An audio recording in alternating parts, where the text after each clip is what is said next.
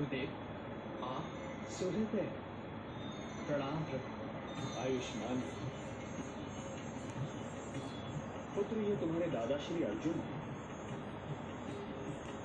हाँ, युद्ध क्षेत्र में हम अल्प समय के लिए मिले थे। प्रणाम दादाश्री। विजयी भव पौत्र। गुरुदेव, मुझे युद्ध की सूचना मिली और मैं चला आया। हाँ वत्स, युद्ध की घोषणा हो चुकी है। अब हमें अपने पक्ष की शक्ति का विस्तार करना होगा। गुरुदेव, अब आपको चिंता करने की क्या आवश्यकता है?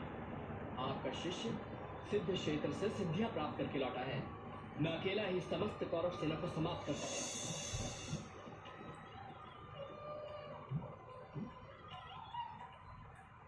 गुरुदेव, ये है मेरी साधना का प्रस्ताव जो मुझे देवी सिद्धंबिका और भगवान शिव ने दिए हैं।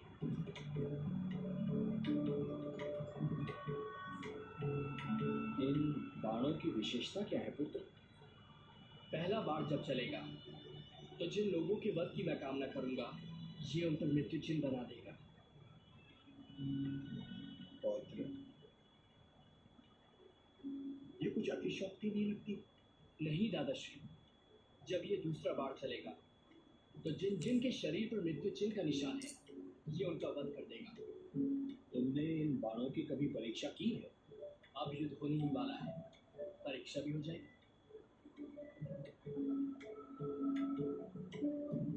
मान लो कि ये वृक्ष कुरुक्षेत्र है और इसके ये सारे पत्ते शत्रु से। इन पर अपने बाणों का प्रयोग करके देखो। जो आ गया गुरुदेव।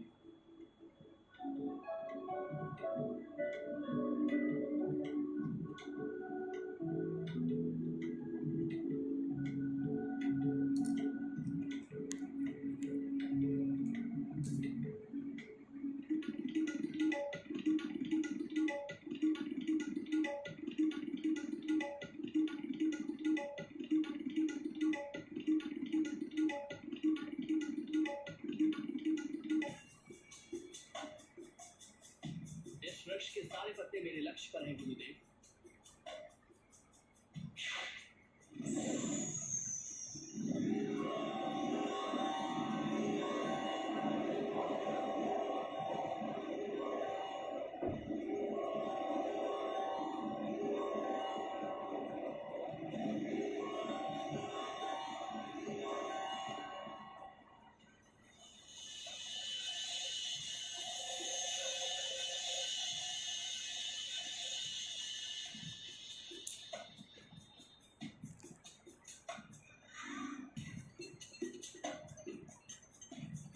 गुरुदेव, पहले बाण ने अपना कार्य पूरा कर दिया।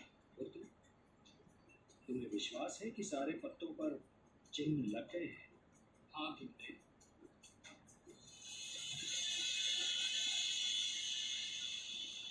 गुरुदेव, अब मेरे दूसरे बाण को छोड़ने से जितने पत्तों पर चिन्ह हैं, वो भूमि पर गिर जाएंगे। और तीसरा बाण तो प्रलय के समान है।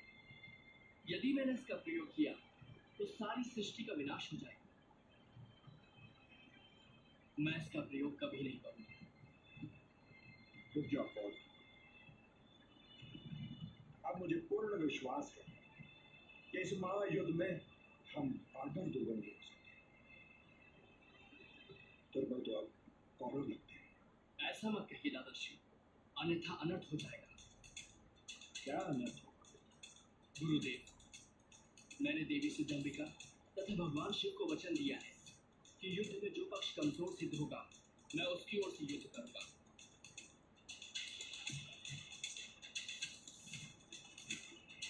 तो इसका अर्थ ये हुआ था कि बीच युद्ध में भी आप हमारे शत्रु का पक्ष ले सकते हो?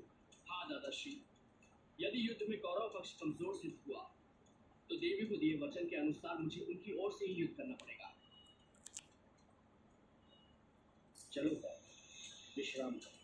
क्षमा करें गुरुदेव, मैंने निर्णय लिया है कि युद्ध क्षेत्र से बाहर रहकर ही युद्ध देखूंगा।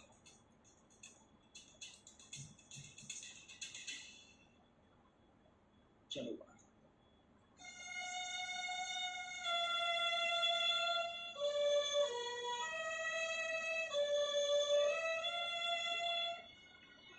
केशव। हे जनार्दन, इस युद्ध में तो हमारी विजय निश्चित है। निस्संदेह, किंतु जो मैं अभी सुनकर आ रहा हूँ उसका अर्थ यह है कि पहले हमें पराजय की सीमा तक पहुंचना होगा। और पराजय का अर्थ है पांडवों में से 2-3 की मृत्यु और पांडव सेना का विनाश। मैं कुछ समझ नहीं पाया। अर्थ यदि हम कौरव सेना का नाश कर दें और विजय की ओर चलें तो बर्बरीक अपने 2 ही बाणों से अपने विजय उल्लास को पराजय में बदल देगा। तो आप क्या करें?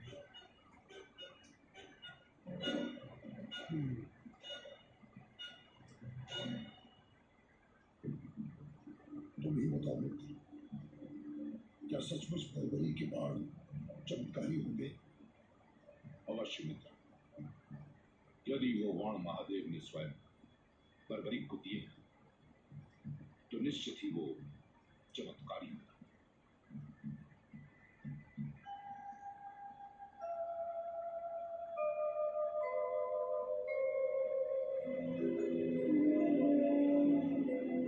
बर्बरीक को युद्ध से हटाना होगा, अन्यथा ये युद्ध की दिशा बदल देगा।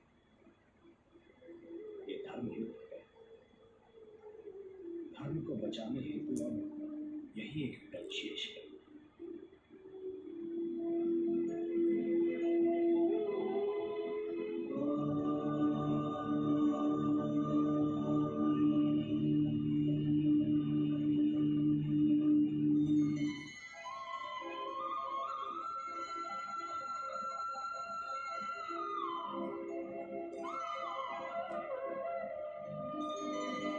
सूर्योदय। प्रणाम गुरुदेव। प्रणाम दादाश्री। आयुष्मान।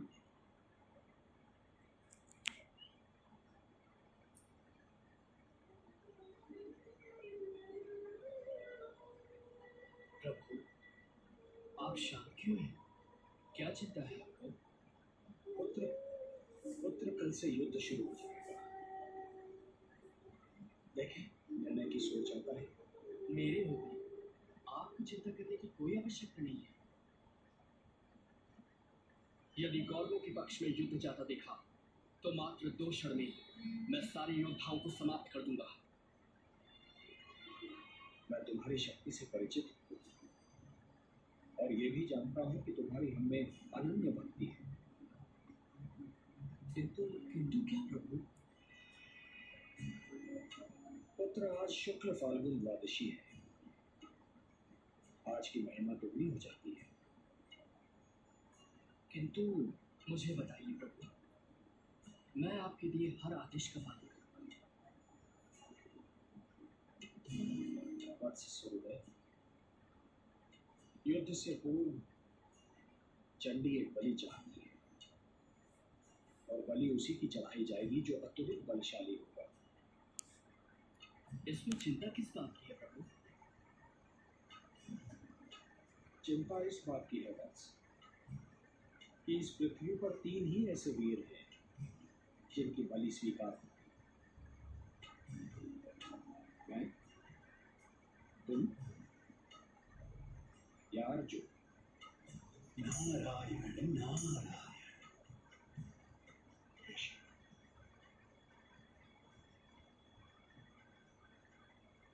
बस इतनी सी बात है केशव। क्या यही आपकी चिंता है? इस बलि के लिए मैं अपने आप को प्रस्तुत करता हूँ केशव। तुम ये नहीं कर सकते बात। ये धर्म युद्ध है। यदि एक भी पांडव कम हो जाएगा तो ये युद्ध धर्म युद्ध नहीं कहलाएगा। बस एक ही मार्ग शेष है। मैं स्वयं ही अपना बलिदान दे देता हूँ। वैसे भी युद्ध ना करने की प्रतिज्ञा ली है मैंने। एक सारथी ही तो हूँ तुम्हारा। नहीं केशव, नहीं। प्रभु, आप मेरे गुरु हैं, श्रेष्ठ हैं, सभी तरह से ज्येष्ठ हैं मेरे। ये अधिकार सिर्फ मेरा है, मेरा। मुझे आज्ञा दीजिए प्रभु। आपके चरणों की सौगंध खाकर कहता हूँ, आपके उद्देश्य को पूरा करने के लिए मैं अपने शीश की बलि देता हूँ।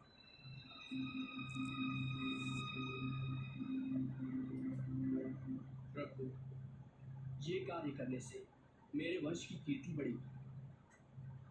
ये सौभाग्य मैं अपने हाथों से नहीं जाने दूंगा।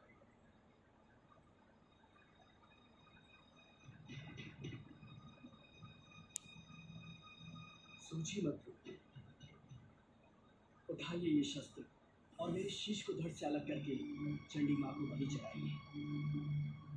मैं ऐसा नहीं कर सकता। यदि मैंने ऐसा किया तो ये बलिदान नहीं होगा, हत्या होगी।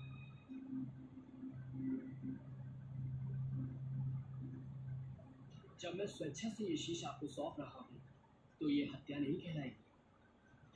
धर्म ये कहता है वत्स कि बलिदानी स्वयं दान दे। यदि मैं ऐसा करता हूँ तो वो हत्या ही कहलाएगी।